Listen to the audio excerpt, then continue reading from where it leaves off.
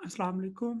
आज ये हमारा थर्ड लेक्चर है। इसमें इंशाल्लाह 2 वीडियोस में प्ले करूँगा, तो टोटल ये तकरीबन 100 मिनट बनेंगे मोर और लेस।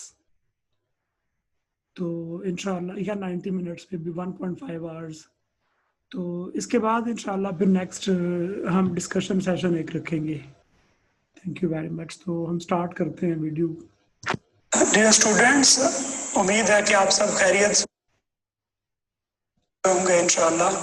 और हम पढ़ रहे हैं अपनी फिजिकल इलेक्ट्रॉनिक्स की जो लेक्चर सीरीज है, उसका लेक्चर नंबर 6 आज मैं आप लोगों के साथ डिस्कस करूंगा। तो इससे पहले हम बात कर रहे थे एप्लीकेशंस ऑफ डायोड्स पे, और डायोड्स की एक एप्लीकेशन है rectifier circuit. By the way last lecture में मैंने रेक्टिफायर के स्पेलिंग में एक थोड़ी सी गलती कर दी थी कि मैंने RECTIFIRE लिख दिया था, उसे आप करेक्ट कर ले लेक्चर नंबर 5 में। और हाफ वेव रेक्टिफिकेशन की हमने वेव फॉर्म पढ़ ली थी लास्ट लेक्चर में कि किस तरह से हाफ वेव रेक्टिफायर है, जो उसकी आउटपुट जो है उसकी ये वेव फॉर्म आती है। ये आउटपुट है, ये इनपुट सिग्नल है। तो आउटपुट जो है उसमें हाफ वेव जो है वो डायोड हो जाती है और हाफ वेव हमें आउटपुट में मिलती है। आज हम थोड़ी सी मैथमेटिकल कैलकुलेशंस करेंगे डिफरेंट टर्म्स की फुल वेव रेक्टिफायर के लिए, सॉरी हाफ वेव रेक्टिफायर के लिए, और उसके साथ ही हम फुल वेव रेक्टिफायर पे शिफ्ट कर जाएंगे। तो let's start with the simple circuit. ये एक सर्किट है हमारे पास हाफ वेव रेक्टिफायर का, जिसमें एसी इनपुट सोर्स है, एक डायोड है। हमने ये फर्ज किया है कि ये सिलिकॉन बेस्ड है, तो इसका फॉरवर्ड वोल्टेज ड्रॉप जो होगा वो 0.7 वोल्ट्स होगा। ये हमारा लोड रेजिस्टर है जिसके अक्रॉस हमने आउटपुट देखना होती है। और ये सर्किट बेसिकली हमारे काम का नहीं है, तो इसको हमने कैंसिल कर दिया है, क्रॉस कर दिया मैंने इसे। तो जनरल रिलेशन जो है वी आउट का, वो वी इन के साथ क्या होगा। तो अगर हम बात करें कि हमारे पास टोटल जो एक क्लोज लूप बनती है, उसमें मेरे पास जो वी इन है वो इनपुट वोल्टेज है, उसमें से 0.7 वोल्ट यहाँ ड्रॉप हो जाते हैं और बाकी हमें आउटपुट में मिलते हैं। तो मैं कह सकता हूं कि ये V out is equal to V in minus V F है। इसी तरह से अगर मुझे इसकी पीक वैल्यू देखनी है कि मैक्सिमम कितनी वैल्यू मुझे मिलेगी आउटपुट में इनपुट सोर्स से, तो वो जो है उसे हम कहते हैं वीपी आउट, और वो डिपेंड करती है वीपी इन पे। बाय द वे अगर आप में से किसी को ये कंफ्यूजन हो कि ये पीक वैल्यू क्या होती है, तो ये एम्पलीट्यूड है, मैक्सिमम एम्पलीट्यूड जो है। हम सब एम्पलीट्यूड टर्म से अवेयर हैं कि जो मैक्सिमम मीन पोजीशन से एक तरफ डिस्प्लेसमेंट होता है वो कहलाता है एम्पलीट्यूड, मैक्सिमम जो डिस्टेंस है वो। तो ये जो वीपी आउट है ये एक्चुअली एम्पलीट्यूड है। Maximum amplitude at the input signal is equal to maximum value at maximum value at the output will be equal to the maximum value in the input signal minus the voltage drop across the diode। तो ये Vp out is equal to Vp in minus Vf। इस तरह से हमने इसी equation को modify करके सिर्फ पीक वैल्यू उसकी फॉर्म में लिखा है। सिलिकॉन बेस्ड डायोड है तो हमने Vf को 0.7 वोल्ट्स कहा, तो Vp out is equal to Vp in minus 0.7 volts. हम अब डिराइव कर रहे हैं एक रिलेशन, और वो रिलेशन है वी एवरेज का। हम देखते हैं कि अगर हमें फॉर एग्जांपल एक एसी सिग्नल में एवरेज लेना पड़े, एवरेज जो है वो 0 हो जाता है, बिकॉज जितना इसके अपसाइड सिग्नल है उतना नीचे सिग्नल है, तो ये हो जाएगा हमारे पास 0। लेकिन हम बात कर रहे हैं अपने डीसी जो आउटपुट मिल रहा है पल्सुएटिंग डीसी, उसका अगर मुझे एवरेज सिग्नल निकालना है तो वो मैं कैसे निकाल सकता हूँ। तो मैं कहता हूं कि किसी भी इंस्टेंट पे इस वेव से जो मेरी आउटपुट आ सकती है वो कैसी होगी। तो हम देखते हैं कि इसकी इनपुट जो है वो साइनोसॉइडल थी, तो आउटपुट भी मोर और लेस बिहेव वैसा ही करेगी। तो हमने साइनोसॉइडल जो फंक्शन है, हमने देखा कि potential at any instant will be equal to Vp sin of omega t, where omega t is equal to theta. Omega is here the angular frequency, theta is the angle and T is the angle in radiance I must say, और T जो है वो time interval है। Average लेने के लिए हमें क्या करना पड़ेगा, हमें इन तमाम आउटपुट की बात हो रही है, हमें तमाम सिग्नल्स को ऐड करना पड़ेगा और उसके साथ डिवाइड करना पड़ेगा उस डिस्टेंस को जिस पे ये सिग्नल मुहित है। तो हमने क्या किया कि वी एवरेज के लिए मैंने किया sum of voltage signal of one cycle, which one cycle is one crest and one straight line, उसके बाद डिवाइडेड बाय हॉरिजॉन्टल डिस्टेंस।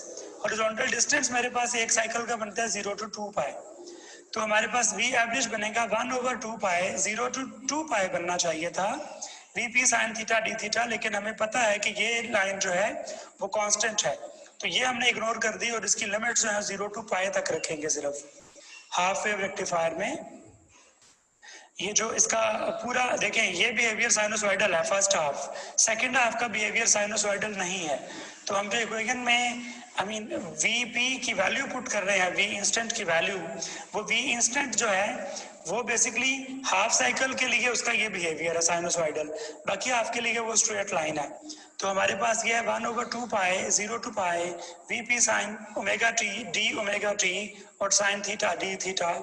मैंने इसको जब हम वीपी इज कांस्टेंट तो इसको बाहर लिख दिया, साइन थीटा का जो इंटीग्रेशन है वो है माइनस कॉस थीटा, और इसमें हमने लिमिट्स पुट की तो हमारे पास जो आंसर आया इसका वो 2 है। तो after crossing the terms we have got V average is equal to VP over pi, which means कि जो हमारा जो सिग्नल है वो पीक वैल्यू से कितना कम है हम ये देख सकते हैं। फॉर एग्जांपल अगर ये लाइन इस तरह साइनोसॉइडल बिहेव ना करे फर्स्ट हाफ में, एक स्ट्रेट लाइन जाए तो ये कितनी होगी, तो ये होगी वीपी ओवर पाई, तो ये अबाउट 63% बनेगी इनपुट सिग्नल का। आप इसको देख लीजिएगा परसेंटेज में तो आपको पता चल जाएगा को हमारे कि हमारी जो अगर डीसी सिग्नल मिलेगा तो वो कहाँ पे मिलेगा। वेल दूसरी बात, हमारे पास एक टर्म है पीक इनवर्स वोल्टेज। पीक तो मैं आपको बता चुका कि पीक क्या होती है, मैक्सिमम वैल्यू जो है एम्पलीट्यूड जो है किसी भी एक तरफ वो बराबर होगा, तो एम्पलीट्यूड जो है वो वी पीक है। अब मैं देखता हूं कि जब मेरा फर्स्ट हाफ साइकिल कंप्लीट हो जाता है तो फर्स्ट हाफ साइकिल के बाद जो सेकंड हाफ साइकिल है उसमें मेरा डायोड जो है वो रिवर्स बायस में है। जब डायोड रिवर्स बायस में होगा तो रिवर्स बायस में ये डायोड मैक्सिमम कितनी वोल्टेज एब्जॉर्ब करेगा वो कहलाती है पीक इनवर्स वोल्टेज। किसी भी प्रैक्टिकल सिग्नल में मुझे पीक इनवर्स वोल्टेज का पता होना बहुत जरूरी है, क्योंकि इसके लिहाज से मैं अपना डायोड डिजाइन करता हूं कि मुझे जो डायोड चाहिए वो रिवर्स बायस में कितने वोल्टेज को विदस्टैंड कर सकता है। जैसे मैंने आपको लास्ट लेक्चर्स में बताया हुआ है कि रिवर्स बायस में हमारा जो डायोड होता है, रिवर्स बायस में जो हमारा डायोड है वो क्या करता है, वो वोल्टेज को ब्लॉक करता करंट को ब्लॉक करता है। तो सारे का सारा वोल्टेज डायोड के क्रॉस ड्रॉप हो रहा होता है, बिकॉज ये as an open circuit behave करता है। जब ये ओपन सर्किट बिहेव करता है तो इसकी इन्फिनिट रेजिस्टेंस है इन कंपैरिजन विद लोड, तो सारे का सारा वोल्टेज यहाँ ड्रॉप करता है। फिर जब रिवर्स बायस में कोई वोल्टेज ड्रॉप हो रहा होता है तो एक टर्म है कॉल्ड ब्रेक डाउन वोल्टेज। तो हमने ये देखना होता है कि पीक इनवर्स वैल्यू जो है वो ब्रेक डाउन वोल्टेज से ज्यादा ना हो जाए। हम अपने सर्किट को, अपने डायोड को इस तरह से मेंटेन करेंगे उसके रेजिस्टर के साथ उसकी वैल्यू, ऐसा डायोड यूज करेंगे जो इस पीक इनवर्स वैल्यू को, जो हमें अभी नजर आएगी यहाँ पे कि हाफ वेव रेक्टिफायर में कितनी है या फुल में कितनी होगी, तो हमें ये पता चलना चाहिए कि क्या हमारे डायोड ठीक हैं, इसको विद स्टैंड कर लेंगे इनवर्स वोल्टेज को, या ये डैमेज हो जाएंगे और सारी सर्किटरी खराब हो जाएगी। हमें ऑलरेडी पता है, जैसे हम यहाँ पे बात कर रहे थे कि ये डायोड कभी फॉरवर्ड बाइस होगा, कभी रिवर्स बाइस होगा, कभी फॉरवर्ड बाइस होगा, कभी रिवर्स बाइस होगा। तो रिवर्स बाइस में जो वोल्टेज एक डायोड पे ड्रॉप होती है उसे हम कहते हैं peak inverse voltage, maximum value of that reverse voltage. तो इसको निकालने का तरीका बड़ा आसान है। हम अगर रिवर्स बायस में वोल्टेज निकालना चाह रहे हैं तो हमें क्या करना होगा, हमें देखना होगा कि हमारे डायोड के दोनों तरफ पोटेंशियल कितना है, उसका डिफरेंस लेंगे तो वो पोटेंशियल डिफरेंस जो है वही हमारा पीक इनवर्स वैल्यू होगी। फॉर एग्जांपल जब ये रिवर्स बायस होगा मेरा डायोड, जब मेरा डायोड रिवर्स बायस होगा तो उस वक्त क्या होगा, उस वक्त इसकी जो पोलैरिटीज हैं कुछ यूं होंगी माइनस और पॉजिटिव, और यहाँ पे कोई वोल्टेज ड्रॉप नहीं हो रही होगी, तो एक तरफ इसके 0 होगा, दूसरी तरफ इसके पीक इनपुट वैल्यू होगी, पीक इनपुट वीपी इन इधर होगा। आई मीन जब ये मैक्सिमम वैल्यू यहाँ पहुंचेगी साइनसॉइडल सिग्नल की इनपुट में जाते जाते, तो ये पीक वैल्यू आएगी इसमें, इसके डायोड के एन साइड पे। I'm sorry, मैंने polarities गलत लगा दी रिवर्स बायस में, it should have the polarities like this। तो जो डायोड का एन साइड है वहां पे बैटरी का पॉजिटिव है जब half cycle second half cycle की बात हो रही है, और इसकी जो पीक वैल्यू है वो वीपी इन कहते हैं हम उसे। तो वीपी इन माइनस डायोड के इस तरफ 0 है, वीपी इन माइनस 0, तो पीक इनवर्स वैल्यू उतनी वैल्यू है जितनी हमारे इनपुट सिग्नल में इधर आएगी। उसके बाद हम जो नेक्स्ट आर्टिकल पढ़ने जा रहे हैं वो हमारा फुल वेव रेक्टिफायर होगा, और फुल वेव रेक्टिफायर जो है उसमें हमें जरूरत पड़ेगी एक और इलेक्ट्रिकल कंपोनेंट की, और वो है ट्रांसफार्मर। हमें पता है ट्रांसफार्मर क्या करता है। सबसे पहले हम जो बात कर रहे हैं वो आई मीन जो एसी ट्रांसफार्मर्स हैं, कि ट्रांसफार्मर का काम है कि वोल्टेज को ज्यादा या कम करे, और ये सिर्फ एसी पे काम करता है बिकॉज इसका वर्किंग प्रिंसिपल जो है वो इलेक्ट्रोस्टैटिक इंडक्शन है। इंडक्शन जो है उसका ताल्लुक है वेरिंग वोल्टेज के साथ, जिस एक कॉइल में जिससे दूसरी कॉइल में या दूसरी वायर में एक इंड्यूस्ड वोल्टेज आता है, और ट्रांसफार्मर इसी बेस पे काम करता है। इसकी दो टाइप्स हैं, स्टेप अप और step down. Step up transformer ऐसा होता है जिसकी सेकेंडरी कॉइल में नंबर ऑफ टर्न्स ज्यादा होती हैं, प्राइमरी कॉइल्स में नंबर ऑफ टर्न्स कम होती हैं, जिसकी वजह से ये क्या करता है, ये जो हमारा इनपुट सिग्नल है उसको बढ़ा के हमें आउटपुट में देता है एसी में, कीप रिमेंबर। तो इंडक्शन की वजह से, तो अभी हमें पता है कि इंडक्शन का ताल्लुक उसके फ्लक्स से है फ्रॉम फैराडे लॉज। तो सेकेंडरी कॉइल में अगर नंबर ऑफ टर्न्स ज्यादा हो तो हमें आउटपुट में वोल्टेज ज्यादा मिलता है, और उस ज्यादा वोल्टेज को हम कहते हैं कि ये स्टेप अप ट्रांसफार्मर है, इसने हमें वोल्टेज बढ़ा दिया है। But keep remember at the same time हमारा करंट कम हो रहा होता है, क्योंकि ये ट्रांसफार्मर खुद से सिस्टम में कुछ ऐड नहीं करता, तो जो टोटल पावर है वो सेम रहती है। तो P is equal to V I, I am sure आप लोग इस फॉर्मूले से ऑलरेडी वेल अवेयर्ड हैं। तो इस फॉर्मूले से अगर हम गौर से देखें तो पावर कांस्टेंट रहती है एक ट्रांसफार्मर में, आई मीन प्राइमरी कॉइल्स पे और सेकेंडरी कॉइल्स पे। तो वी आई सेम रहेगा, अगर वोल्टेज बढ़ रही है तो करंट कम हो रहा होगा। तो हम बात कर रहे हैं स्टेप अप की, और ये इन टर्म्स ऑफ वोल्टेज बात होती है, करंट के लिहाज से नहीं होती। तो इसका मतलब है अगर वी प्राइमरी जो है वो कम हो और वी सेकेंडरी ज्यादा हो, तो ये स्टेप अप ट्रांसफार्मर का फंक्शन है। इसी तरह अगर वी प्राइमरी ज्यादा हो और वी सेकेंडरी कम हो, तो ये स्टेप डाउन ट्रांसफार्मर जो है उसकी जॉब है कि वो हमें एसी सिग्नल को डिक्रीज करके दे आउटपुट में, तो हम उसके लिए स्टेप डाउन ट्रांसफार्मर यूज करते हैं। तो ये स्लाइड सा ट्रांसफार्मर का हमने इंट्रो जैसे देखा है, बस ताकि हमें पता चल जाए कि ट्रांसफार्मर हम यूज करने जा रहे हैं तो ये किस तरह का कंपोनेंट है। ये हमारे पास लेक्चर नंबर 6 का पेज 2 है, और पेज 2 में हम पढ़ रहे हैं फुल वेव रेक्टिफायर। और फुल वेव रेक्टिफायर के बेसिकली दो सर्किट्स हैं। अभी जो हम पढ़ रहे हैं वो सेंटर टाइप्ड है। I will explain centre typed किसे कहते हैं।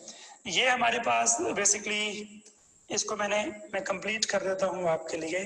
ये ट्रांसफार्मर है और उसके इस तरफ हमें सिग्नल मिल रहा है इनपुट। इस तरफ जो हमारे पास वोल्टेज होगा हम उसे कहते हैं वी प्राइमरी, और इस तरफ जो हमें सिग्नल मिलता है वो है वी सेकेंडरी। लेकिन अगर गौर से देखा जाए तो हमारे इस सर्किट में जो सेकेंडरी कॉइल है उसको हमने मिड से दो हिस्सों में डिवाइड कर दिया है, इसलिए हम इसे कहते हैं सेंटर टैप्ड। सेंटर टैप्ड जो है इसका मतलब यह है कि अगर जो भी प्राइमरी सिग्नल है उसका एक हाफ साइकिल इधर होगा और एक हाफ साइकिल इधर होगा। जब इधर पॉजिटिव है ऊपर, तो इसका जो हाफ साइकिल है इसकी मैक्सिमम वैल्यू जो होगी वो हमारे लिए पॉइंट ऑफ इंटरेस्ट है, वो होगी एक्चुअली जो वी सेकेंडरी है हमारे पास, वो प्राइमरी जो है उसके नंबर ऑफ टर्न्स के साथ तो चेंज होगी, लेकिन एक डायोड पे जो मैक्सिमम वैल्यू जाएगी वो वीपी सेकेंडरी डिवाइडेड बाय 2 हमें इधर मिलेगा, और इसी तरह से Vp सेकेंडरी डिवाइडेड बाय 2 हमें इधर मिलेगा, क्योंकि V सेकेंडरी जो है या Vp सेकेंडरी जो मैक्सिमम सेकेंडरी पीक वैल्यू है वो दो हिस्सों में डिवाइड हो जाएगी, एक इनपुट, एक अपर हाफ में और एक लोअर हाफ में। तो हमारी जो सेकेंडरी वोल्टेजेस हैं वो हमें डायरेक्ट उसकी वैल्यू जो है इस पे नहीं मिलेगी, बल्कि उसका हाफ मिलेगा इस तरफ और हाफ मिलेगा इस तरफ सेंटर टैब में। ये एक इम्पोर्टेंट पॉइंट है आप लोगों के लिए समझने का। तो हम देख रहे हैं कि हमारे पास जो हाफ साइकिल्स हैं उसमें ट्रेंड कैसा आएगा इधर। तो मैं ब्लू जो है वो फर्स्ट ऑड हाफ साइकिल्स के लिए यूज करूंगा पार्कर, और ग्रीन जो है वो इवन हाफ साइकिल्स के लिए यूज करूंगा, ताकि हम इसको देख सकें कि हम जो पढ़ रहे हैं उस पोलैरिटीज क्या है सब डायोड्स पे। तो फर्स्ट हाफ साइकिल की बात करते हैं। फर्स्ट हाफ साइकिल में मेरे पास यहाँ पॉजिटिव है, ओके। जब यहाँ पॉजिटिव है तो यहाँ पे क्या होगा, यहाँ हमारा उसका जीरो होगा और इधर हमारा नेगेटिव पीक होगा। तो ये जीरो जो है रिलेटिवली लोअर पोटेंशियल पे है और ये हायर पोटेंशियल पे है।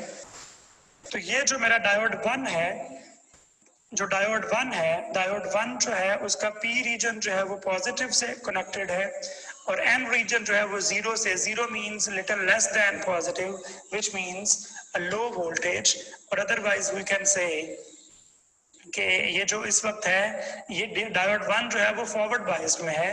डायोड 2 की बात करें तो इसका जो पी रीजन है वो नेगेटिव के साथ कनेक्टेड है, और उसके साथ ही हमारे पास जो इसका एन रीजन है वो जीरो के साथ कनेक्टेड है, where zero is greater than negative number, so ये पॉजिटिव से कनेक्टेड होगा।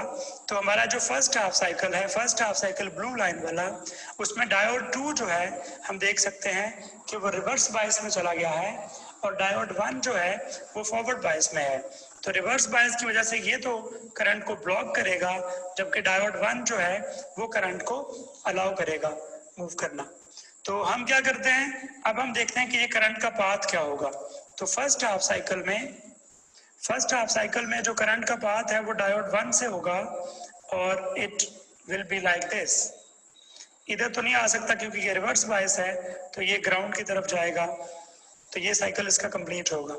अब अगर हम इसको गौर से देखें कि फर्स्ट हाफ साइकिल में हमारे पास जो करंट, हमें डायरेक्शन ऑफ करंट है वो लोड रेजिस्टर में से राइट टू लेफ्ट है, जबकि ये करंट को ब्लॉक कर रहा है।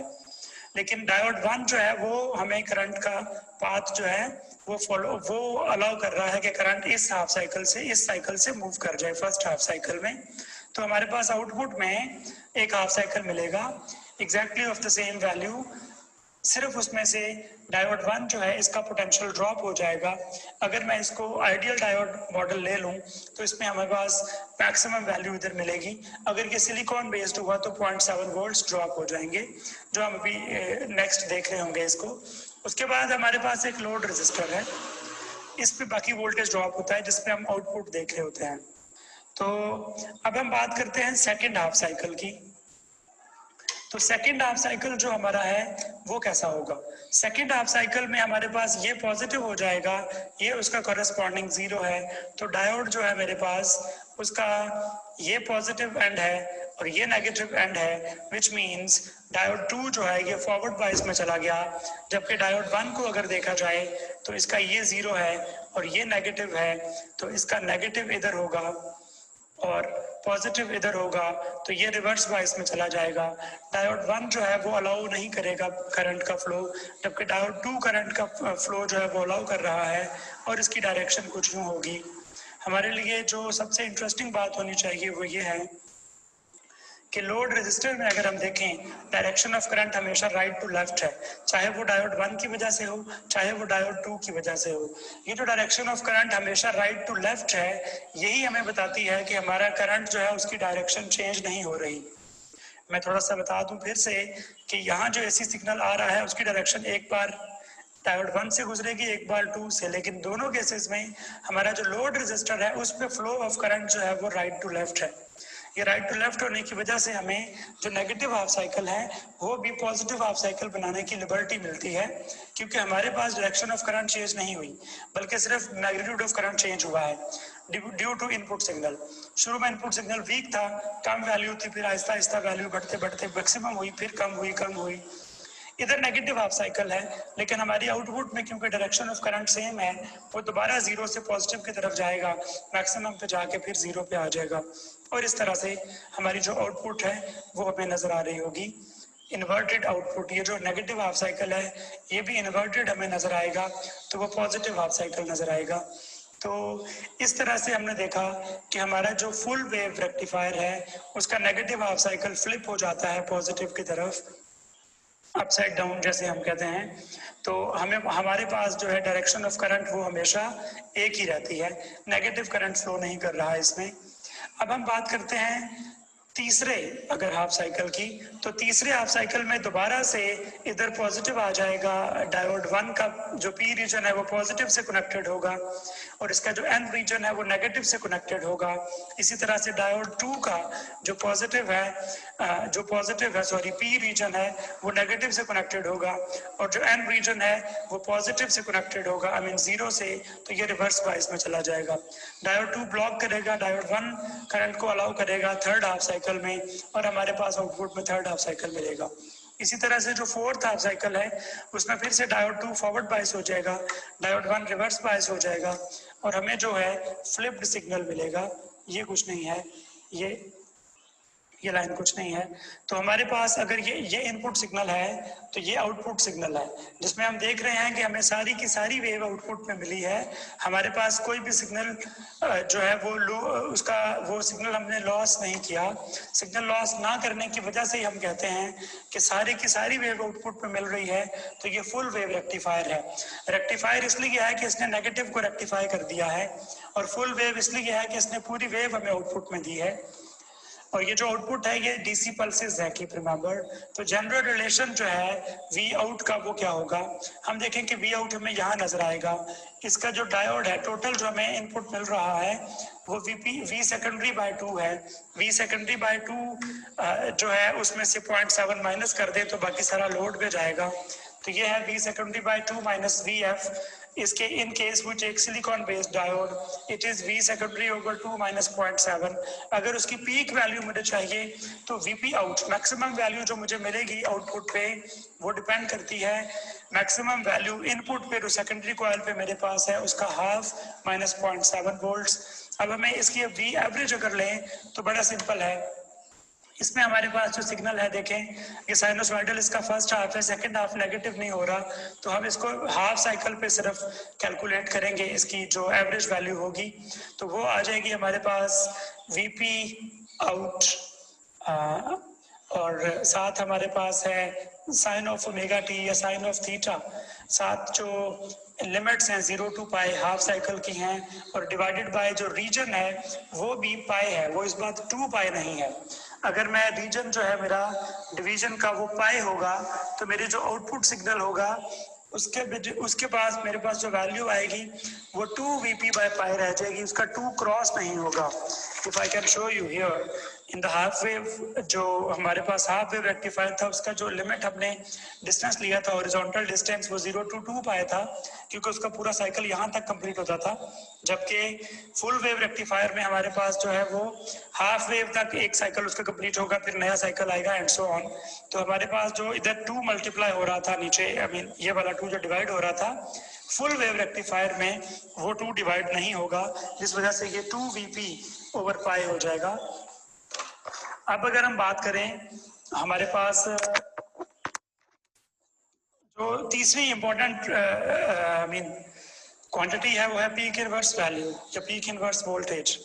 हम समझते हैं कि पीक इनवर्स वोल्टेज क्या है। ये किसी भी डायोड पे रिवर्स बायस में excuse me peak inverse value जो है वो किसी भी डायोड पे जब वो रिवर्स बायस में हो तो मैक्सिमम वैल्यू जो हमें मिलती है वो है पीक इनवर्स वैल्यू या पीक इनवर्स वोल्टेज। तो हम देखते हैं कि वो हमारे इस केस में कितनी बनती है। तो मैं अगर देखूं कि फर्स्ट हाफ साइकिल में मेरा सेकंड डायोड जो था वो रिवर्स बायस में था, तो रिवर्स बायस में इसके जो एन साइड है उस पे कितना पोटेंशियल था, तो और इसी तरह से उसके पी साइड पे कितना पोटेंशियल था। तो इससे हम कैलकुलेट कर पाएंगे कि हमारे पास जो पीक इनवर्स वैल्यू है वो कितनी आती है। तो हम पीक इनवर्स वैल्यू कैलकुलेट करना चाह रहे हैं, तो हमारे पास इसके जो एक साइड पे वोल्टेज है, आई मीन इसके पी रीजन पे, वो है ये वाली, और वो है नेगेटिव, सेम पीक वैल्यू जो इधर है वही इधर होगी। तो मैक्सिमम जो पी रीजन पे इसकी वैल्यू थी वो थी VP secondary over 2 with a negative sign, VP secondary over 2 with a negative sign, and similarly जो इसका एन रीजन है उस पे हमारे पास कितनी वैल्यू होगी, उस पे हमारे पास वैल्यू होगी जो यहाँ पे थी, और यहाँ पे कितनी वैल्यू थी, वो थी वीपी सेकेंडरी ओवर 2 में से 0.7 माइनस कर दें तो बाकी जो है वो हमारे पास बच जाती है क्या कहते हैं उसे हम, इस तरफ इस डायोड के एन रीजन पे जो वैल्यू है वो। तो अगर मैं इसको लिखूं कि मेरे पास डायोड के एन रीजन पे जो वैल्यू है वो है VP secondary over 2 minus 0.7 volts, और इसमें से मेरे पास जो पी रीजन पे इसके वैल्यू है वो है minus VP secondary over 2। Excuse me please, मेरे पास यहाँ जगह नहीं है तो मैं इसको नीचे लिख देता हूँ।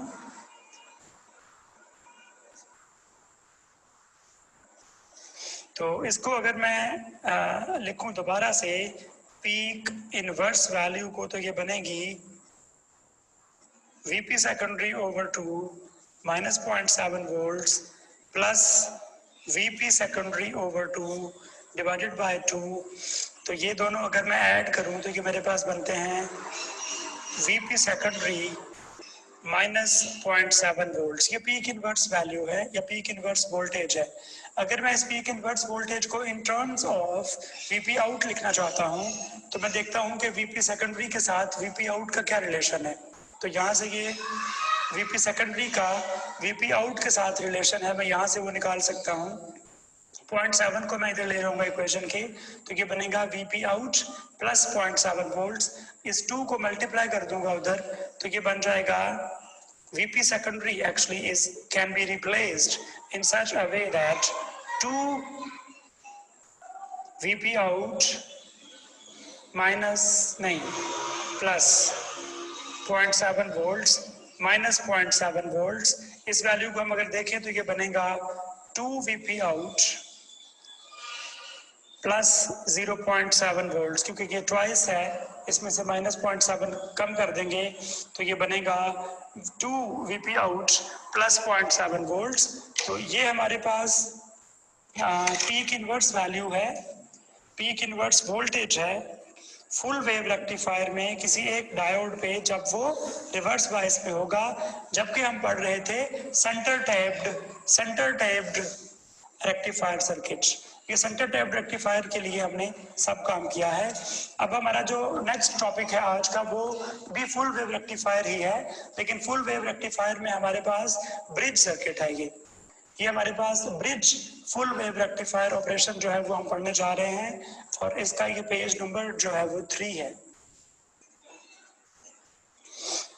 तो मैं जो सबसे इम्पोर्टेंट बात है, मैंने डायोड्स के नाम लिख दिए हैं इस पे 1, 2, 3 और 4, और ये लोड रेजिस्टर है।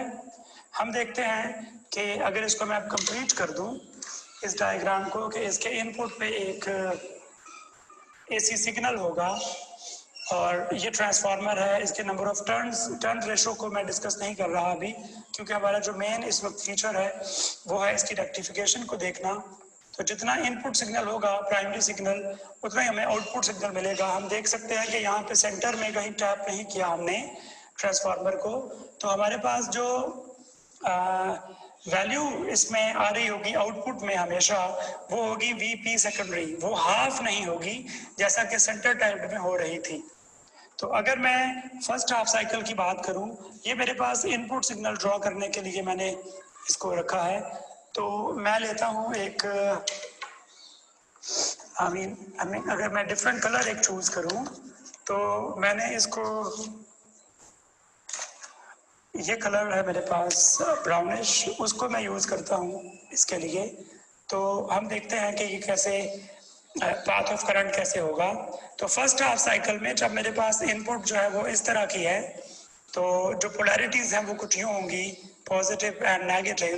आई मीन यहाँ पे नेगेटिव आ जाएगा और यहाँ पे पॉजिटिव आ जाएगा। इस पॉजिटिव के लिहाज से अगर मैं देखूँ, मेरे डायोड्स दो हैं, 1 और 3।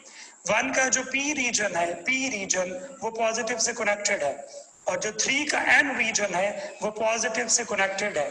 इसका मतलब है 3 जो है वो ब्लॉक करेगा। तो मैं अगर लिखूं यहाँ पे, फॉर एग्जाम्पल मैं लिखता हूं फर्स्ट हाफ साइकिल, और इसमें मैंने बिहेवियर लिखना है तमाम D1, D2, D3 का। तो फॉर एग्जाम्पल मेरे पास जो बनेगा, D1 is the diode 1, D2 is diode 2, D3 is diode 3 and similarly D4। फिर हम देखेंगे इसको, अगर मैं इसको यहाँ से, सॉरी, फर्स्ट हाफ साइकिल में बिहेवियर देखने के लिए यहाँ देखूं, और फिर उसके बाद सेकंड के लिए, फिर थर्ड के लिए, और फिर फोर्थ के लिए। हमें पता है कि थर्ड और फोर्थ में वही बिहेवियर आएगा जो फर्स्ट एंड सेकंड में आता है।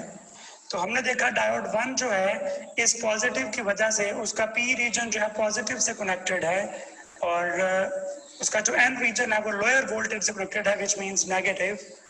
तो हमारे पास क्या होगा, फर्स्ट हाफ साइकिल में जो D1 है वो हो जाएगा फॉरवर्ड बाइस, और D3 हो जाएगा रिवर्स बाइस। इसका मतलब है कि हमारा जो पाथ ऑफ करंट होगा फर्स्ट हाफ साइकिल में वो कुछ यूं होगा, करंट इधर जा रहा होगा, उसके पास दो ऑप्शंस थे, वो D3 की तरफ नहीं जा सकता, वो D1 में से जाएगा। D1 के बाद उसमें से दो ऑप्शंस हैं उसके पास कि वो किधर जाए, वो डायोड 4 में से गुजरे या रजिस्टर की तरफ जाए। तो डायोड जो 4 है ये रिवर्स बाइस है। रिवर्स बाइस कैसे है, आप देखें, इसका जो पी रीजन है वो कनेक्टेड है नेगेटिव के साथ, जो पी रीजन है वो कनेक्टेड है नेगेटिव के साथ। तो डायोड 4 जो है वो ब्लॉक कर रहा है, जबकि जो पाथ ऑफ करंट है फिर वो इधर हो जाएगा रेजिस्टर में। यहाँ पहुंचने के बाद हम देखते हैं कि जो डायोड 2 है, डायोड 3 तो ऑलरेडी हमने देखा रिवर्स बाइस में है, वो करंट को अलाउ नहीं करेगा मूव करना। और हमारे पास जो डायोड 2 है, डायोड 2 जो है वो नेगेटिव, उसका जो एन रीजन है वो नेगेटिव से कनेक्टेड है, तो ये फॉरवर्ड बाइस है। डायोड 2 फॉरवर्ड बाइस है, जिसकी वजह से हमारा जो पाथ ऑफ करंट है वो 3 की तरफ नहीं जा सकता करंट, बल्कि 2 की तरफ आ सकता है, तो वो इधर आ जाएगा। यहाँ से 4 की तरफ नहीं जा सकता क्योंकि वो ब्लॉक करता है, तो वो करंट इधर आ जाएगा। तो हमारा एक साइकिल कंप्लीट हो जाएगा। I mean first half cycle में, फर्स्ट हाफ साइकिल जो है हमारा वो इस तरह से कंप्लीट होगा कि वो पहले करंट जो है वो D1 में से गुजरेगा, फिर रेजिस्टर में से गुजरेगा, लोड में से, फिर D2 में से गुजरेगा और नेगेटिव तक पहुंच जाएगा। इस तरह हमारे पास आउटपुट में उतना ही, आई मीन मोर और लेस, हम अभी डायोड ड्रॉप्स को इग्नोर कर रहे हैं, तो हमारे पास उतना ही वोल्टेज हमें मिल जाएगा जितना हमने इनपुट पे दिया था। अब हम बात करते हैं सेकंड हाफ साइकिल की, तो मैं उसके लिए ब्लैक मार्कर यूज करता हूँ, सॉरी ब्लैक मार्कर यूज करूंगा इसके लिए मैं। तो हमारे पास सेकंड हाफ साइकिल में यहाँ पॉजिटिव आ जाएगा और यहाँ नेगेटिव आ जाएगा। इस पॉजिटिव की वजह से यहाँ पॉजिटिव होगा, और जो डायोड 4 है इसके यहाँ पॉजिटिव है, डायोड 2 के भी यहाँ पॉजिटिव है। हम देखते हैं कि डायोड 4 का जो पी रीजन है वो पॉजिटिव से कनेक्टेड है इनपुट सिग्नल के, इसलिए डायोड 4 जो है सेकंड हाफ साइकिल में वो फॉरवर्ड होगा। और इसी तरह से जो डायोड 2 है वो, उसका जो एन रीजन है वो पॉजिटिव से कनेक्टेड है सेकंड हाफ साइकिल में, तो वो जो डायोड 2 है वो रिवर्स बाइस में है, वो पाथ ऑफ जो फ्लो ऑफ करंट है उसको ब्लॉक करेगा। अब हम देखते हैं कि नेक्स्ट जो हमारे पास जब करंट का पाथ जो है, इसका मतलब है कि वो यहाँ से स्टार्ट होगा, हम इस ब्लैक से लिखते हैं, वो इधर जाएगा डायोड 4 की तरफ, डायोड 4 पे जाने के बाद इधर देखें अगर हम, तो सेकंड हाफ साइकिल में जो नेगेटिव है, वो जो हमारा नेगेटिव है, आई मीन यहाँ पे, वो डायोड 1 जो है उसका पी रीजन नेगेटिव से कनेक्टेड है, जिस वजह से डायोड 1 जो है वो रिवर्स बाइस में होगा, तो ये ब्लॉक करेगा path of flow of current को। और इसी तरह से डायोड 3 जो है उनका एन जो है, डायोड 3 का जो एन है वो नेगेटिव से कनेक्टेड है, तो ये फॉरवर्ड बाइस में होगा। तो हमने क्या किया, डायोड 1 क्योंकि रिवर्स बाइस में है सेकेंड हाफ साइकिल में, तो हमारा करंट जो है वो D4 के बाद D1 में एंटर नहीं हो सकता, बल्कि वो लोड रेजिस्टर में से गुजरेगा, और गुजरने के बाद उसके पास दो ऑप्शन है कि वो D2 की तरफ आए या D1 की तरफ जाए।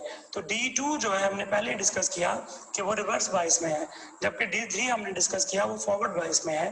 तो D3 की तरफ करंट जाएगा और ये करंट इधर से कंप्लीट करेगा इस पाथ को।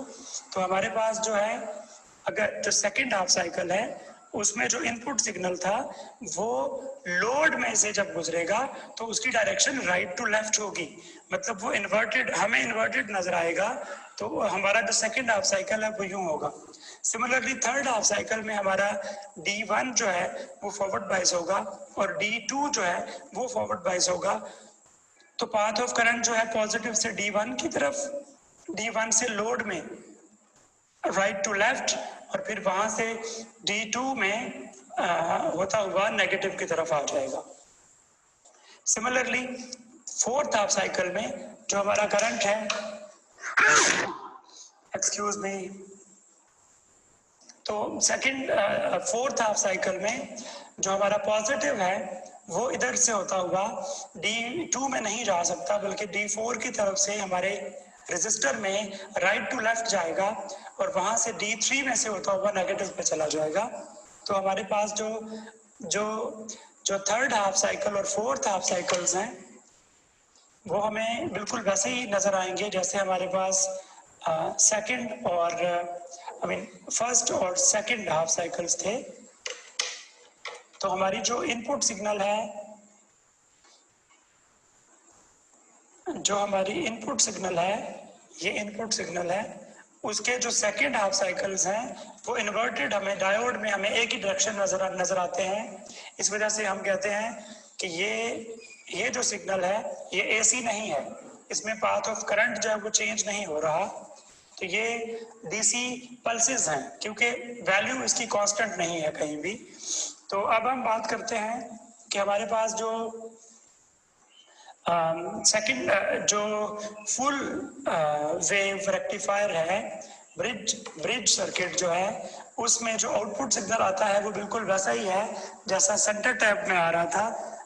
Excuse me if I can show it to you. तो ये हमारे पास फुल वेव रेक्टिफायर में आउटपुट थी उस वक्त जब हम इसको centre tapped diode, centre tapped जो कॉन्फ़िगरेशन है वो ले रहे थे इसकी ट्रांसफार्मर की। तो ये हमारी आउटपुट थी और अब जो है ये इनपुट थी। अब जबकि हम सेंटर टैप्ड नहीं ले रहे बल्कि ब्रिज सर्किट ले रहे हैं, तो उसमें भी हमारे पास जो इनपुट और आउटपुट हैं वो उसी तरह की हैं, बिल्कुल सेम है। तो जो आउटपुट है अब हम उसको लिखना चाहते हैं कि उसकी पीक वैल्यू कितनी होगी। ये हमारा लेक्चर 6 चल रहा है। तो हम देखें कि हमने यहाँ पे वीपी आउट देखा था। वीपी आउट जो था VP secondary by 2 minus 0.7 volt था, क्योंकि एक डायोड में 0.7 ड्रॉप होता था, बाकी सारा लोड पे नजर आता था। अब हम देखते हैं कि हमारे ब्रिज सर्किट में जो आउटपुट वोल्टेज है वो कैसे नजर आएगी। तो हमने क्या किया, मैंने अब लिखना है Vp आउट जो है उसके लिए एक्सप्रेशन लिखना चाहते हैं हम। तो Vp out will be equal two volt, ये वो वोल्टेज जो लोड पे ड्रॉप होता है। बाय द वे हम देखें अगर, तो हमारे पास जो टोटल वोल्टेज है वो कितना है, Vp सेकेंडरी, हमने लिख दिया Vp सेकेंडरी। Vp सेकेंडरी में जैसे जब एक डायोड में से गुजरा, अगर हमने उसको सिलिकॉन बेस्ड डायोड फर्ज किया हुआ है तो उसमें से वोल्टेज जो माइनस होगा, चले हम पहले जनरल एक्सप्रेशन लिखते हैं। इसमें से Vf फॉरवर्ड वोल्टेज में जो भी डायोड ड्रॉप करना चाहता है वो ड्रॉप हो जाएगा, उसके बाद हमारे पास लोड आता है, लोड में कुछ वोल्टेज ड्रॉप होगा और उसके बाद एक और डायोड में से गुजरेगा, तो मैं कह सकता हूँ कि वी लोड जो है एक्चुअली यही तो हमारे पास वीपी आउट है। तो इसको तो हम उधर लिख चुके हैं, इसको हम ऑलरेडी उधर लिख चुके हैं, इसलिए मैं उसे यहाँ नहीं लिखता। तो वीपी आउट जो है वो लोड पे रजिस्टर है। तो अगर हम क्लोज लूप इसका बनाएं तो मैंने लिख दिया है वीपी आउट, ये वाला एक्सप्रेशन ये बराबर है total input minus V F 1 पे और इसी तरह से माइनस वी एफ 2 पे। तो अगर मैं इसको लिखना चाहूँ तो ये बन जाएगा VP secondary minus for silicon based diode 0.7 volts यहाँ पे ड्रॉप होंगे, 0.7 वोल्ट्स यहाँ पे ड्रॉप होंगे, तो ये बनेगा 1.4 वोल्ट्स। तो मेरे पास जो VP आउट है वो कुछ ऐसा होगा, VP सेकेंडरी माइनस 1.4 वोल्ट्स, क्योंकि इसमें दो डायोड्स हैं फॉरवर्ड बायस में जो वोल्टेज ड्रॉप करते हैं 0.7 each if we consider silicon based diodes, और इसी तरह से जो टोटल वोल्टेज है वो हाफ नहीं है बल्कि कंप्लीट VP सेकेंडरी है। उसके बाद हम बात करते हैं कि इसकी जो पीक इनवर्स वैल्यू है वो कितनी होगी। तो पीक इनवर्स वैल्यू करने के बाद इसको हमारा ये आज का लेक्चर जो है वो कंप्लीट हो जाएगा। तो I will quickly move to the for example first half cycle में जो मेरे पास डायोड 4 है, मैं पीक इनवर्स वैल्यू के लिए यहाँ पे एक कैलकुलेशंस कर लेता हूँ। तो पीक इनवर्स वैल्यू हमें पता है होती क्या है, ये मैक्सिमम वैल्यू है रिवर्स बायस में एक डायोड पे जो ड्रॉप होगी। फर्स्ट हाफ साइकिल में हमने देखा कि D4 या D3 दोनों जो है वो रिवर्स बायस में है।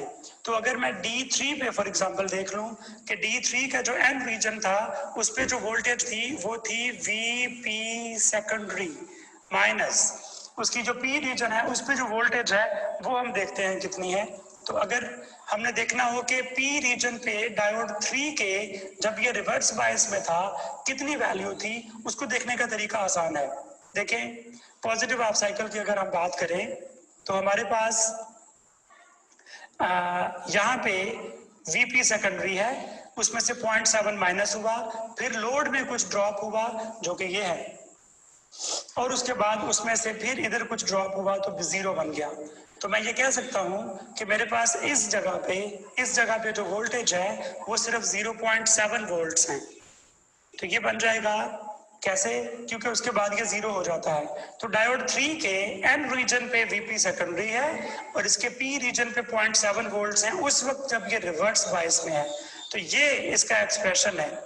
अगर मैं इसे VP आउट की शक्ल में लिखना चाहूँ तो मैं देखूंगा VP सेकेंडरी किसके बराबर होता है, VP secondary is equal to VP out plus 1.4। तो ये बन जाएगा, VP सेकेंडरी को मैं रिप्लेस करूं VP out plus 1.4 volts minus 0.7 volts, तो पीक इनवर्स वोल्टेज जो है वो बनेगी VP out plus 0.7 volts for the case of full wave bridge circuit जो इसका है। लेट मी शो यू, इसमें थोड़ा सा चेंज है। जो हमारा पॉइंट ऑफ इंटरेस्ट था वो ये था कि अगर हम सेंटर टेप्ड यूज करते हैं तो हमारे पास जो मैक्सिमम आउटपुट पीक वैल्यू मिलती है वो होती है VP secondary divide by 2 minus 0.7 volts, जबकि ब्रिज सर्किट में वो मिलती है VP secondary minus 1.4 volts. Similarly जो पीक इनवर्स वैल्यू है in terms of VP out वो 2 VP आउट प्लस 0.7 वोल्ट्स है हमारे पास सेंटर टाइप में, और ब्रिज सर्किट में हमारे पास वही पीक इनवर्स वैल्यू है VP आउट प्लस 0.7 वोल्ट्स। ये थोड़ा सा कंपैरिजन था जो मैंने किया, और हमारा आज का टॉपिक जो था वो यहीं पे कंप्लीट होगा। इंशाल्लाह नेक्स्ट टॉपिक में हम डिस्कस करेंगे फिल्टर्स और वोल्टेज रेगुलेटर्स। वो इस चैप्टर का आखिरी आर्टिकल होगा जो हम डिस्कस कर रहे होंगे, और आप लोगों के लिए उम्मीद है कि कोई मसला होगा तो आप क्वेश्चन सेशन में या फिर डिस्कशन जो है अपने CR के जरिए से मुझे क्वेश्चंस पूछ सकते हैं, उसके इंशाल्लाह आंसर कर दूंगा। और इन लेक्चर के भी PDF जो है, जो शुरू में शीट 1 पे गूगल क्लासरूम का जो कोड है उसके जरिए से आप इसकी PDF ले सकते हैं। Thank you very much and best of luck guys.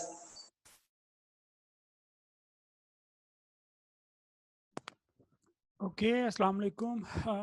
आप लोगों ने ये लेक्चर नंबर 6 था जो सुना है।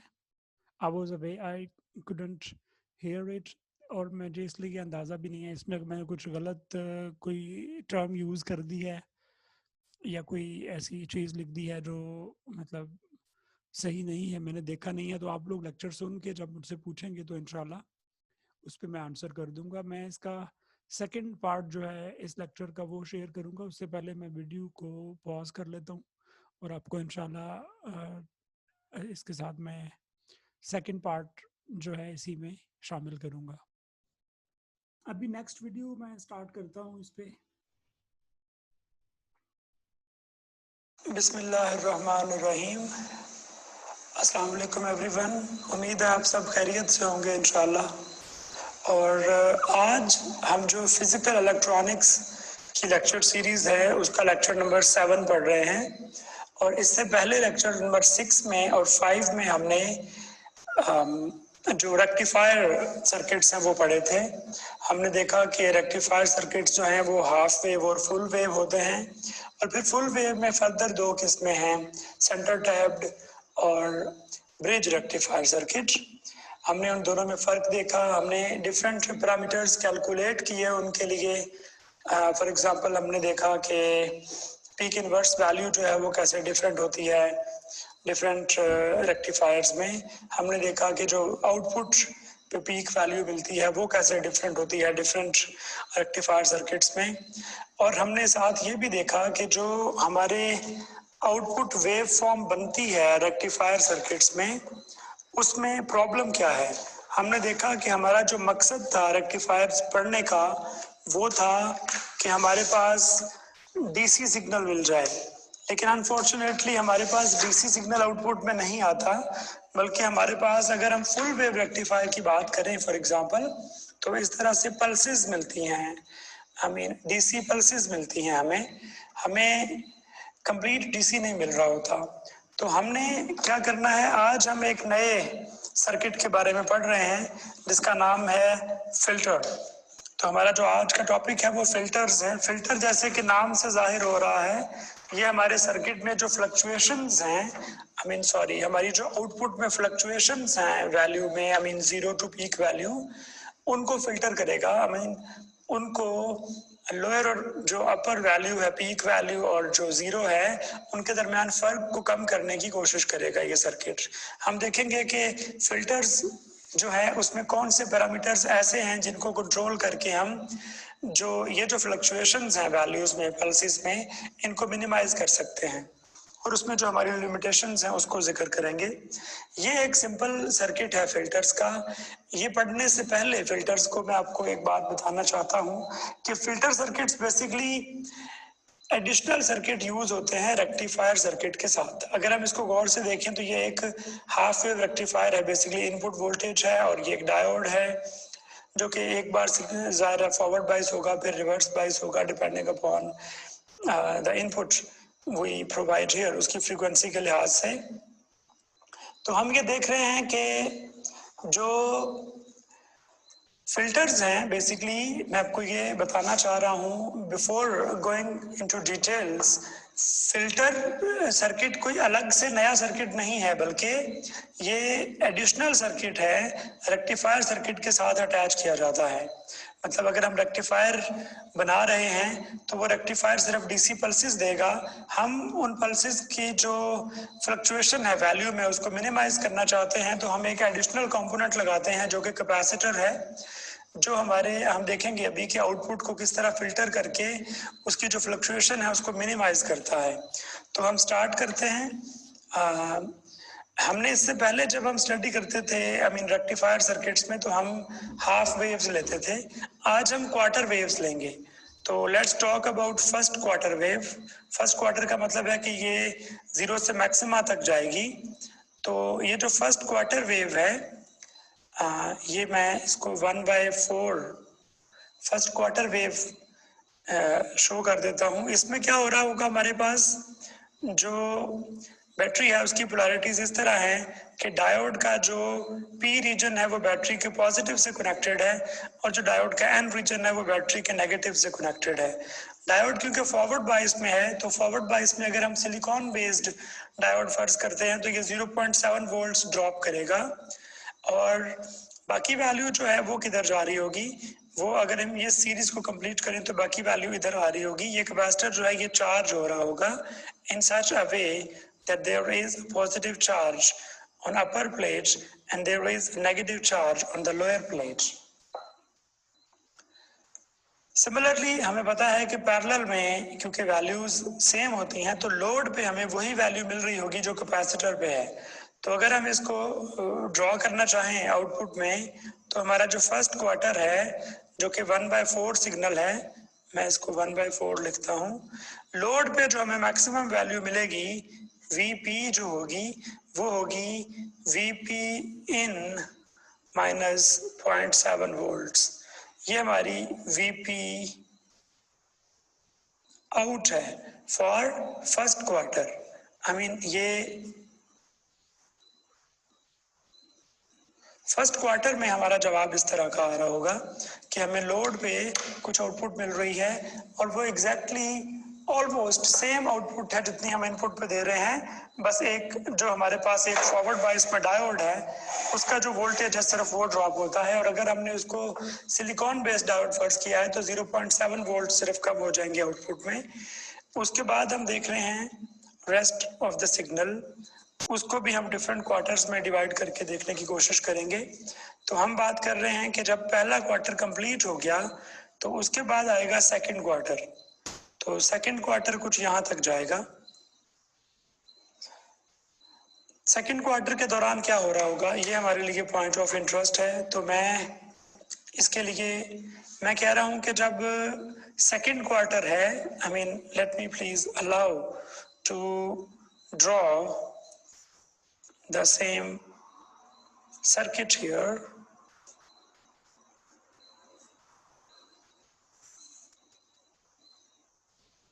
तो जो फर्स्ट क्वार्टर के बाद होगा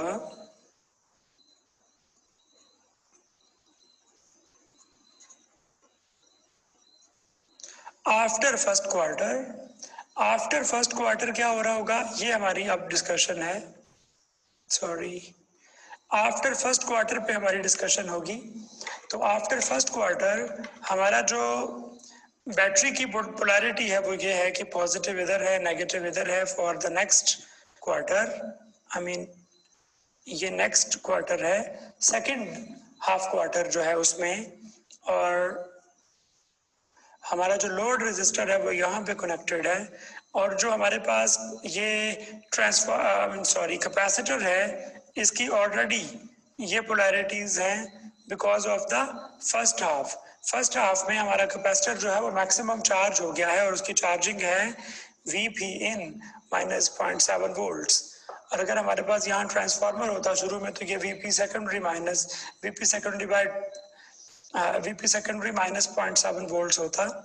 तो अब हम बात कर रहे हैं कि जैसे ही सेकेंड हाफ साइकिल स्टार्ट होगा तो ये बहुत इंटरेस्टिंग बात है कि जो डायोड है उसका जो एन रीजन है वो कैपेसिटर के पॉजिटिव से कनेक्टेड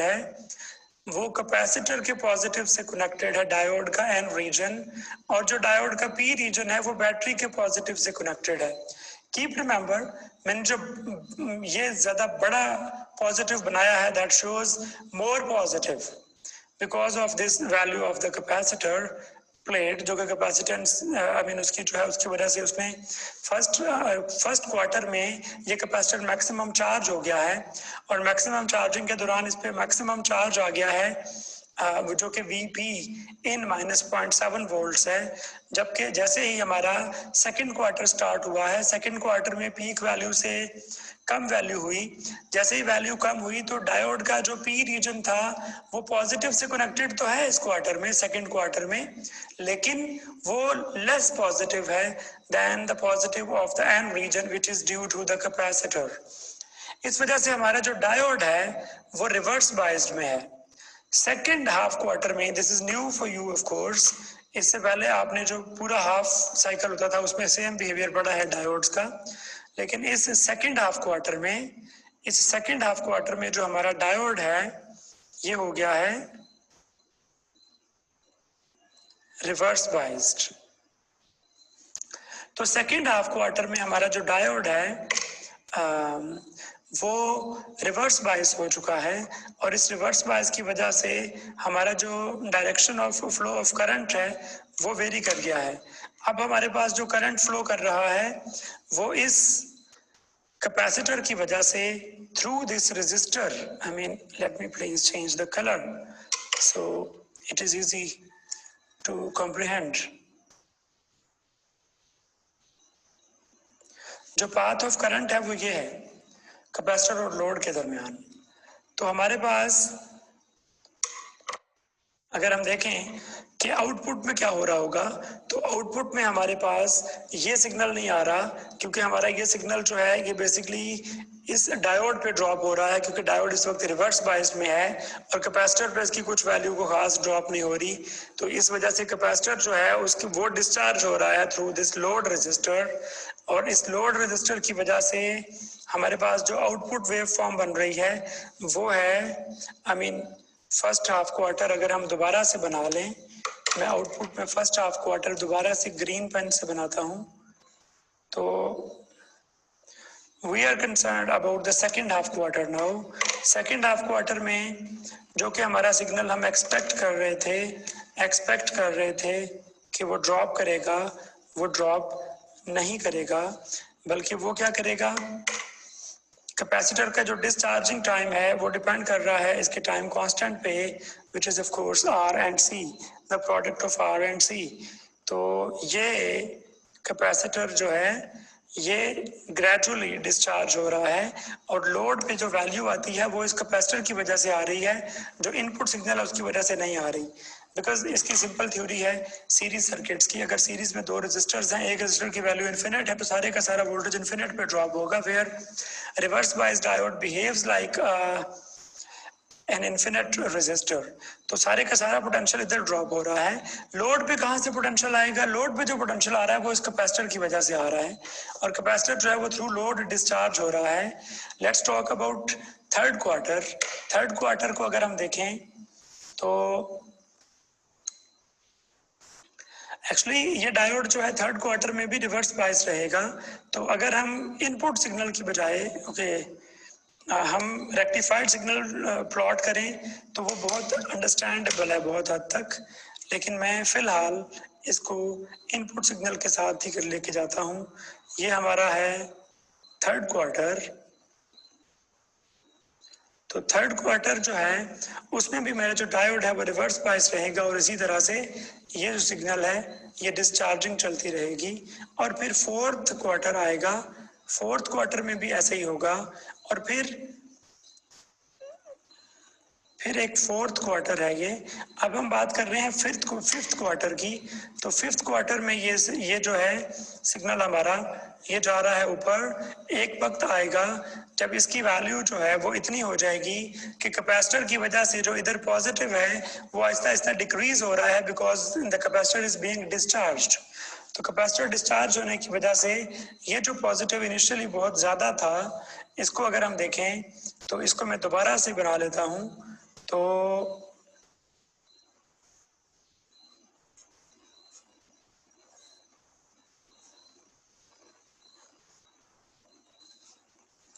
हमारा ये जो पॉजिटिव बहुत बड़ा था ये रिलेटिवली छोटा हो जाएगा, और इस तरफ भी एक पॉजिटिव आ जाएगा एक सर्टेन टाइम के बाद, क्योंकि इसकी पीक वैल्यू को अप्रोच कर रहा है ये। जब ये पीक वैल्यू को अप्रोच करते करते इक्वल टू दिस अमाउंट आ जाएगा जितना अभी तक कैपेसिटर डिस्चार्ज हुआ है, तो उसके बाद क्या होगा, ये फर्दर इनपुट सिग्नल इंक्रीज करेगा। और ये जो ग्रीन पोर्शन है, इस ग्रीन पोर्शन में हमारा जो डायोड है वो दोबारा से फॉरवर्ड बाइस्ड हो गया है।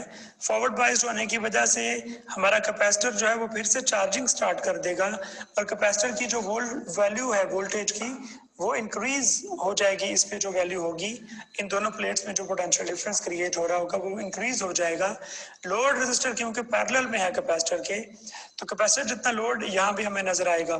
तो जैसे ही कैपेसिटर जो है वो दोबारा चार्जिंग स्टार्ट करेगा तो हमारा जो सिग्नल है वो दोबारा पीक वैल्यू पे चला जाएगा, I mean VP in -0.7 volts.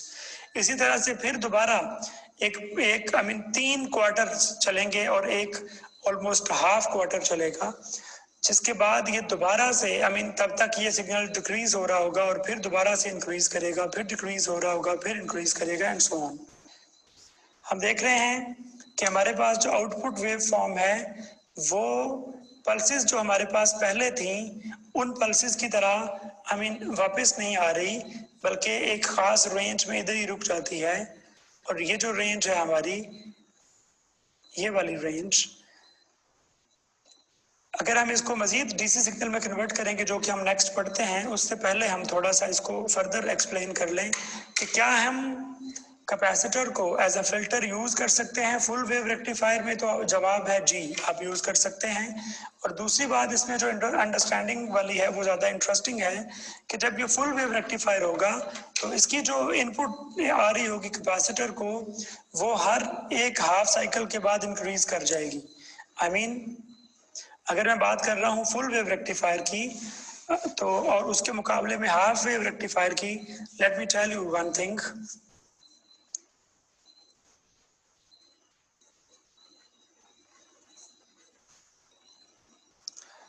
ये हाफ वेव रेक्टिफायर जो है वो, उसके लिए फिल्टर पढ़ने जा रहे हैं हम, और इसी तरह से फुल वेव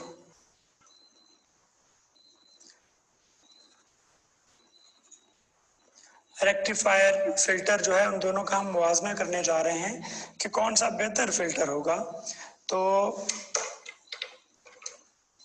हमने क्या किया, हमने इसके लिए एक इनपुट और एक आउटपुट प्लॉट कर दी।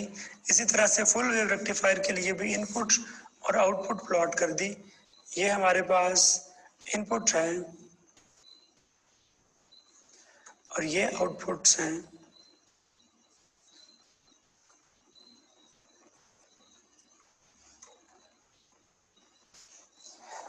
तो हम बात कर रहे हैं हाफ वेव रेक्टिफायर की। तो हाफ वेव रेक्टिफायर में बेसिकली क्या हो रहा होगा कि हाफ वेव रेक्टिफायर में एक हाफ वेव आती है और फिर एक जो है वो गैप है, जीरो वैल्यू है, फिर दोबारा से एंड सो ऑन। तो हमारा जो कैपेसिटर है वो तकरीबन फर्स्ट हाफ क्वार्टर के बाद, आप देखें फर्स्ट क्वार्टर के बाद 3 क्वार्टर्स जो है ये रिवर्स बायस में रहेगा। तो 3 क्वार्टर्स के दरमियान जो कैपेसिटर है चार्ज हुआ था वो डिस्चार्ज होगा ग्रेजुअली, और एंड सो ऑन। तो अगर इसी को हम फुल वेव पे देखें तो फुल वेव पे इसकी जो आउटपुट वेव फॉर्म हमें कैपेसिटर्स पे मिलेगी वो कुछ ऐसी होगी। तो इसमें हम देखें कि एक क्वार्टर पे ये चार्जिंग हुई, दूसरे क्वार्टर पे डिस्चार्जिंग हुई, तीसरे क्वार्टर पे फिर चार्जिंग हो जाएगी। तो हमारे पास जो फुल वेव रेक्टिफायर है इसमें जो चार्जिंग है कैपेसिटर की वो क्विकर है then the half wave rectifier, because half wave rectifier में दोबारा चार्जिंग जो है वो फोर्थ क्वार्टर पे जाके होती है, जबकि फुल वेव रेक्टिफायर में जो दोबारा if we divide it into quarters, first half quarter, second, third, fourth and fifth, तो पहले के में क्योंकि चार्जिंग हो रही है तो पहले के बाद 1, 2, 3, चौथे में जाके फिर चार्जिंग होगी। इसी तरह से फुल वेव रेक्टिफायर जो है उसमें पहले में चार्जिंग होगी, दूसरे में नहीं होगी लेकिन तीसरे में होगी। तो जो चार्जिंग के लिए जो टाइम गैप है चार्जिंग का वो कम हो जाता है फुल वेव रेक्टिफायर में। तो फुल वेव रेक्टिफायर से पहले अगर हम देखें हाफ वेव रेक्टिफायर को, तो इसका सिग्नल जो है वो चार्जिंग हुई कैपेसिटर की, फिर डिस्चार्जिंग स्टार्ट हुई, फिर डिस्चार्जिंग हुई, फिर चार्जिंग हुई। चार्जिंग जो है उसका पीरियड जो है वो बेसिकली वो एक पूरी वेव के बाद दोबारा से चार्जिंग स्टार्ट करता है, जबकि फुल वेव रेक्टिफायर में आधी वेव के बाद दोबारा चार्जिंग स्टार्ट हो जाएगी। तो अगर हम इसकी आउटपुट वेव फॉर्म देख रहे हैं तो हम देखें कि जो वैल्यू में फ्लक्चुएशंस हैं उन पे क्या फर्क पड़ा है। तो हमारी जो आउटपुट वेव फॉर्म थी हाफ वेव रेक्टिफायर में आफ्टर द फिल्टर, उसमें जो दो एक्सट्रीम्स के दरमियान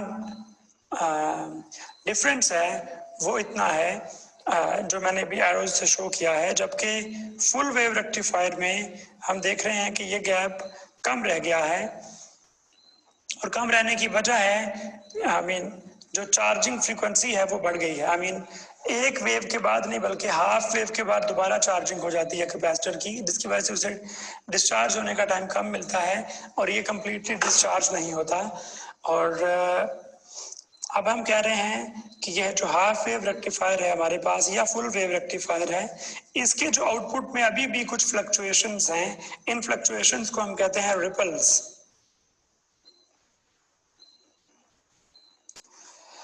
और इसकी जो दो एक्सट्रीम्स हैं,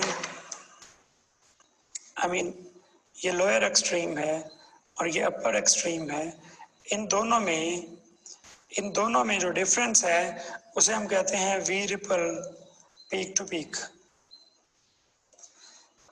इसी तरह से एक नया कॉन्सेप्ट हमें जो इस बारे में अभी लेना है वो ये है कि अगर आप एक सर्किट लगा के फिल्टर्स का आउटपुट को फिल्टर कर रहे हैं तो फिल्टर के दौरान इसके बाद अगर इसकी डीसी बनेगी तो आप देख सकते हैं कि वो डीसी जो है वो somewhere in between these two ripples है। और इसी तरह से हम यहाँ पे अगर देखें इसको तो इसका मतलब है कि रिपल्स जो हैं उसका ताल्लुक है डीसी वैल्यू के साथ। जितनी रिपल्स हैं और इनमें जो एम्पलीट्यूड डिफरेंस है रिपल्स में वो कम है, उतना ही जो हमारा डीसी सिग्नल है उसका मैग्नीट्यूड ज़्यादा होगा। जबकि अगर हमारे रिपल्स में बहुत ज़्यादा फ्लक्चुएशंस हैं तो हमारा डीसी वैल्यू जो है वो भी ज़रा लोअर होगी। तो हम बात कर रहे हैं अपने फिल्टर सर्किट्स की, और फिल्टर हमने देखा फुल वेव और हाफ वेव हैं। इसके लिए मैं कुछ टर्म्स लिख लेता हूँ कि ये मेरे पास जो है ये भी रिपल्स का वोल्टेज है, ये भी रिपल्स का वोल्टेज है, दोनों पीक टू पीक वोल्टेज हैं। तो इनका जो डिफरेंस है वो V ripple peak to peak कहलाता है। जबकि मैंने ये जो डॉटेड लाइन लगाई है, इस डॉटेड लाइन से इधर तक जो वैल्यू है वोल्टेज की उसे हम वी डीसी कहते हैं, डायरेक्ट करंट वोल्टेज, क्योंकि इसमें फ्लक्चुएशंस बहुत कम हैं। और अब हम चलते हैं एक मैथमेटिकल फार्मूला पे जो कि एक नए पैरामीटर को इंट्रोड्यूस करवाएगा आपके साथ, which is R and it is equal to V ripple peak to peak, और इसकी रेशो है वी डी सी के साथ। जितना वी रिपल्स जो पीक टू पीक डिफरेंस है वो कम होगा। फर्ज करें कि V ripple peak to peak जो है वो क्लोज टू जीरो है, जिसका मतलब है एक स्मूथ लाइन मिल गई है हमें।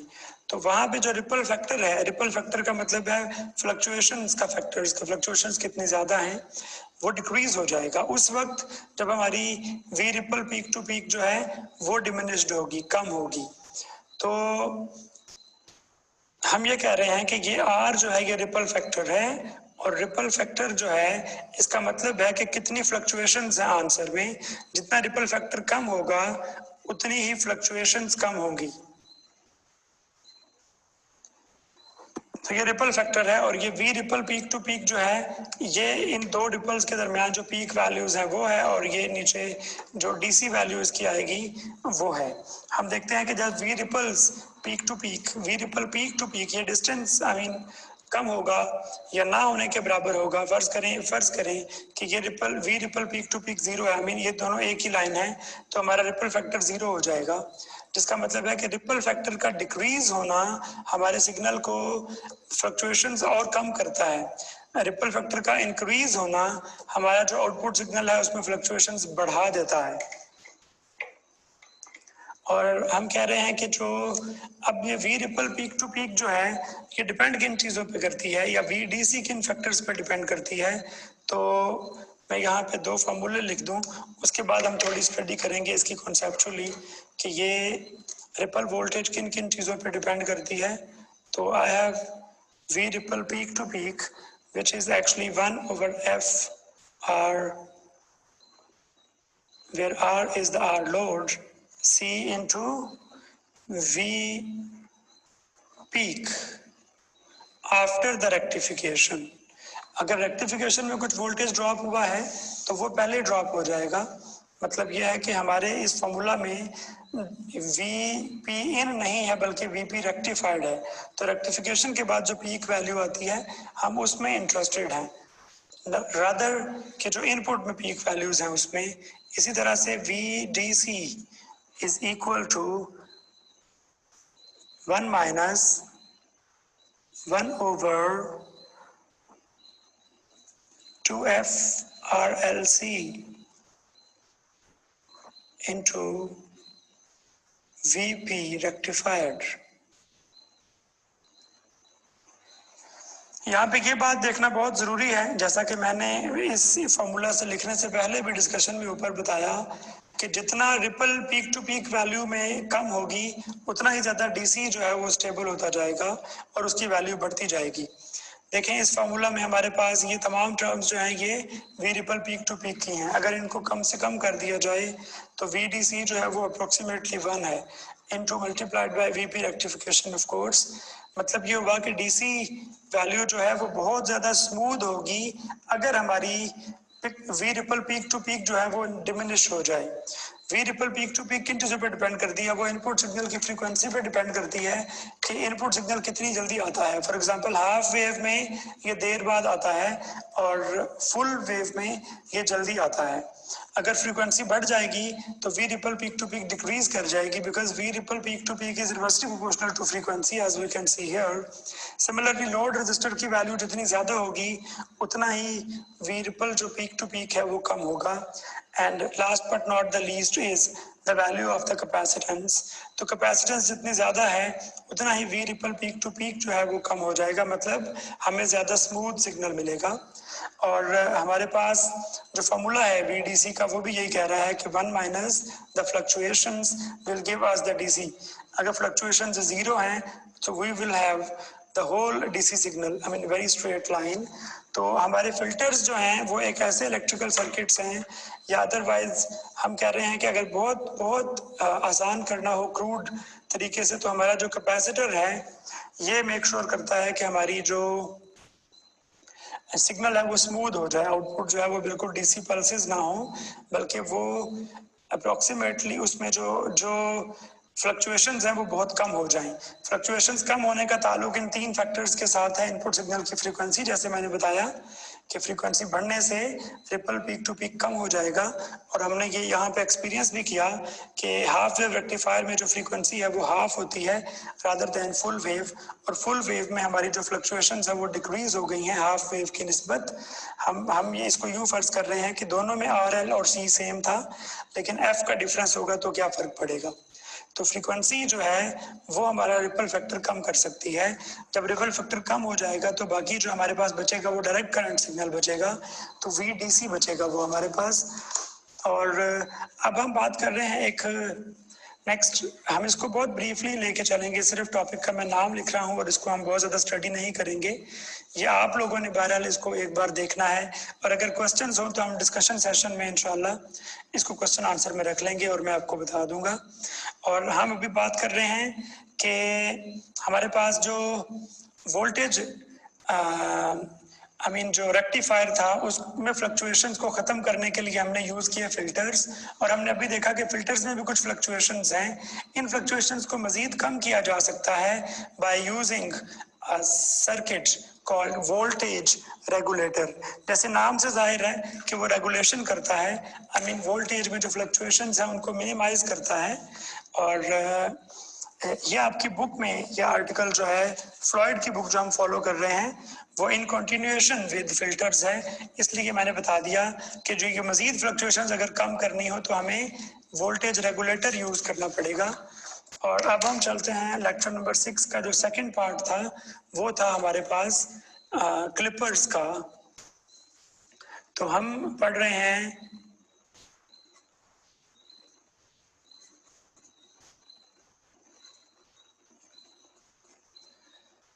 ये हमारा लेक्चर 7 और उसका पेज 2 है, और हम वोल्टेज क्लिपर्स पढ़ने जा रहे हैं। हमने देखा इससे पहले कि हमारा जो फिल्टर्स हैं वो कैसे काम करते हैं, और ये एक नया कॉम्बिनेशन है कंपोनेंट्स का जिससे हम क्लिपर जो है सर्किट बनाते हैं। और क्लिप का मतलब आप लोगों को मैं जैसे ही हम डिस्कशन स्टार्ट करते हैं तो उसमें इंशाल्लाह आ जाएगा तो आपको मज़ीद क्लियर हो जाएगा। वैसे क्लिप का मतलब है I like to to eliminate or to suppress something. Suppress is better, much better term, कि वो सिग्नल को दबा देता है वहाँ से. तो क्लिपर जो है हम उसको अभी पढ़ने जा रहे हैं. इससे पहले हमने जो चीज़ें डिस्कस की हैं वो थी फिल्टर्स के बारे में. तो हम वोल्टेज क्लिपर या इसका दूसरा नाम जो है वो वोल्टेज लिमिटर है.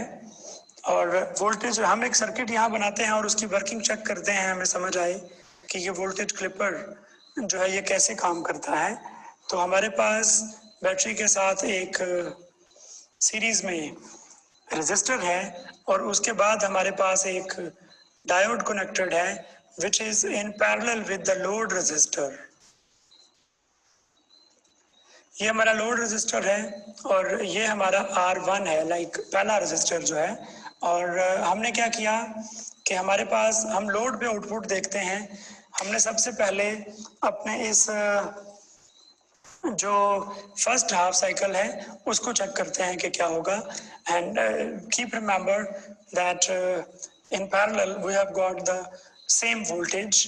तो अगर हम बात करें फर्स्ट हाफ साइकिल की, तो फर्स्ट हाफ साइकिल में ये पॉजिटिव है, ये नेगेटिव है, और यहाँ हम पोलैरिटीज लगाएं तो हमारा जो डायोड है उसका पी रीजन जो है वो बैटरी के पॉजिटिव से कनेक्टेड है और डायोड का जो एन रीजन है वो बैटरी के नेगेटिव से कनेक्टेड है.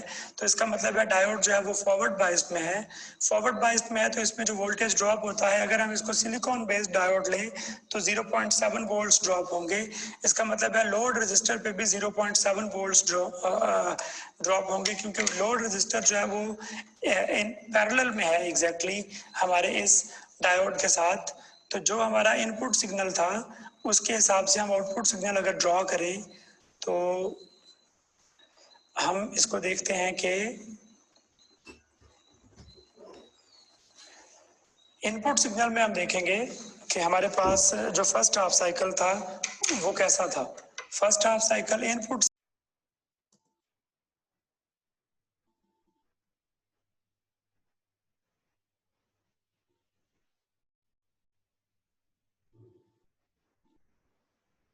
लगातार 0.7 वोल्ट्स मिल रहे हैं. तो हमारे पास जो इस तरह एक, अगर हम इसको फर्स्ट हाफ साइकिल को प्लॉट करना चाहते हैं तो वो इनिशियली बहुत माइनर वैल्यू, आई मीन 0 से 0.7 तक इंक्रीज करेगी over the span of time.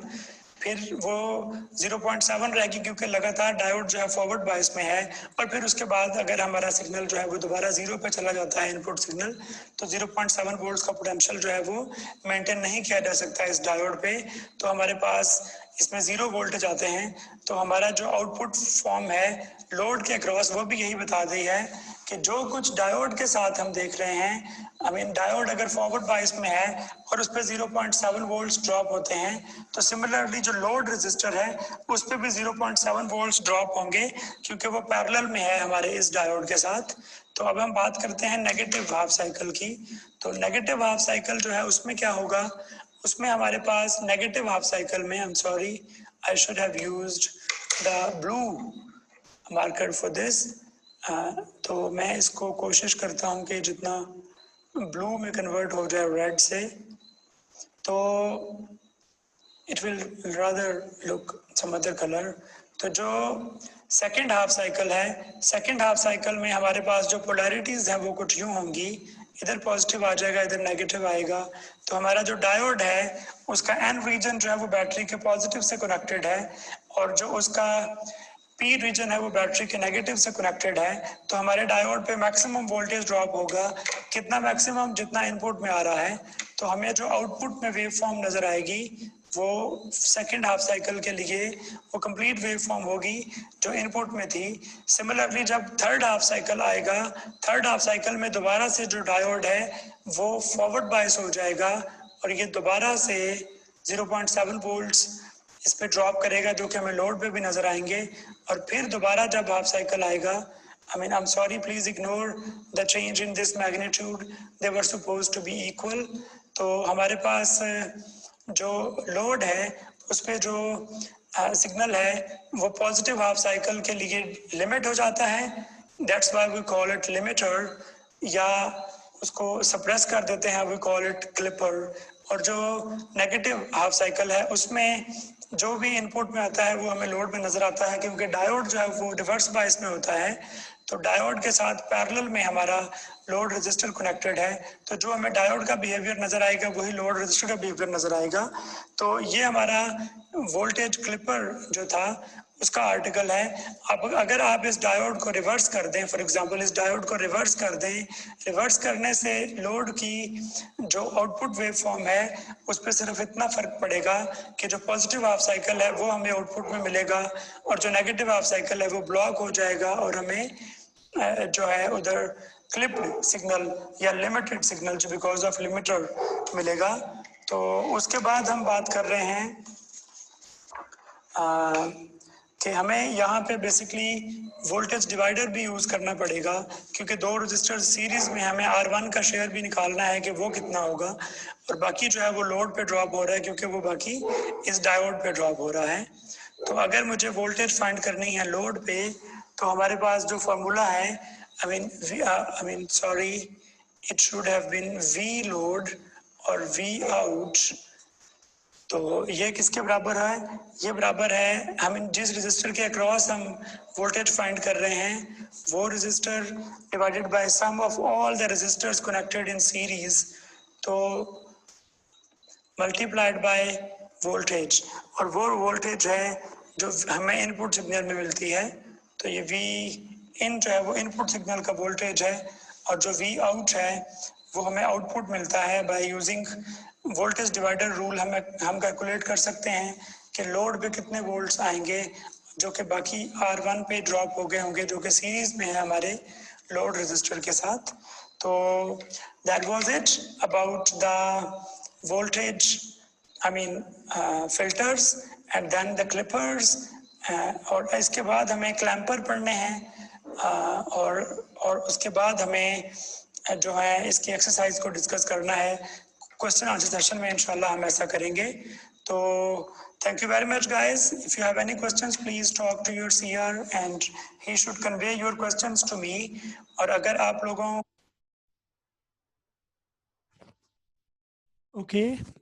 that's it about this lecture। तो इस वीडियो को मैं रोक देता हूँ आपसे, इंशाल्लाह इसके बाद जब मैं आपसे शेयर कर लूँगा तो आप इसे देखने के बाद किसी भी दिन हम लोग एक क्वेश्चन आंसर सेशन रख सकते हैं, और इसके बाद जो मैं फर्दर लिंक्स शेयर करूँगा वो इंशाल्लाह इससे बेहतर, मतलब वो ऑलरेडी मेरी जूम की क्लासेस हैं तो उसमें आपको डिस्प्ले का इशू भी नहीं आएगा। इस लेक्चर के लिए जो 6 और 7 जिसके ऊपर लिखा हुआ है, इनका जो PDF है मैं आपसे इंशाल्लाह आज शेयर कर दूंगा इसके साथ ही। और मेरा ख्याल है कि इसमें आप लोगों को कोई ऐसी एम्बिग्युइटी नहीं होगी, और अगर हुई तो इंशाल्लाह हम उसे डिस्कस कर लेंगे जब हम रखेंगे क्वेश्चन आंसर सेशन या डिस्कशन सेशन रखेंगे। और मैं इससे पहले कि आपको मतलब next lectures, by the way जो मैंने कहा था ना प्री रेक्स चाहिए बेसिक इलेक्ट्रॉनिक्स के, कुछ MSc वालों के लिए स्पेशली वो काम के हो सकते हैं। BS वालों ने क्योंकि मेरे साथ ही पढ़ी है बेसिक इलेक्ट्रॉनिक्स, वो बातें हम डिस्कस कर चुके होंगे, लेकिन MSc वालों के लिए एक क्विक रिवीजन के तौर पे सर्किट्स का जो मतलब कोर्स है शायद वो ज़्यादा काम आ जाए। तो मैं इंशाल्लाह वो भी आपसे कुछ आज उसके 1-2 लेक्चर्स और 1-2 लेक्चर्स कल शेयर कर दूंगा। Thank you very much. I am going to stop this, end this video.